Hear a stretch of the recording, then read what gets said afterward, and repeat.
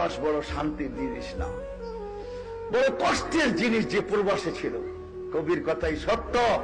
হায় হায়, ঈদের দিন যখন আসে তো প্রবাসী বলতে থাকে, ঈদ के दिन सब मिलेंगे अपने अपने यार से, मैं मिलूंगा दर्द गम की पत्थरी दीवार से। এটাই সত্য। প্রবাসে যখন ঈদ আসে না, হায় হায়, আজকে তো ভিডিও কল। আপনাদের নোয়াখালীর কাহিনী আমার মনে আছে। আমি হজে ওমরায় গেছি, তো চলে আসবো, ট্যাক্সি ভাড়া করছি, চেহারায় বোঝা যাইতেছিল না কোন দেশের। আমি বৈশাখী, আমি মনে করছি ইন্ডিয়া পাকিস্তানের হবে, নাদুস নদুর চেহারা সুন্দর।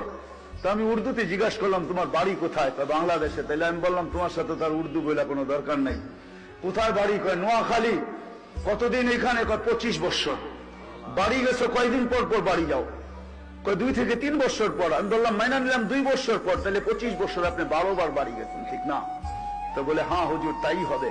তো আমি বললাম যে আপনি তো জীবনের কোনো মজাই দেখেন নাই। বছরে 25 বছরে 12 বার বাড়ি গেছেন। 2 মাস থেকে 3 মাস ছিলেন, 36 মাস। 3 বছর আপনি বাড়িতে ছিলেন, 23 বছরই আপনি বাহিরে আছেন। লাইফের তো কোনো মজা আপনি বোঝেন নাই। হয় হয় আমি জানি না, আমার কথার ভিতরে যে বিষ মাখানো ছিল।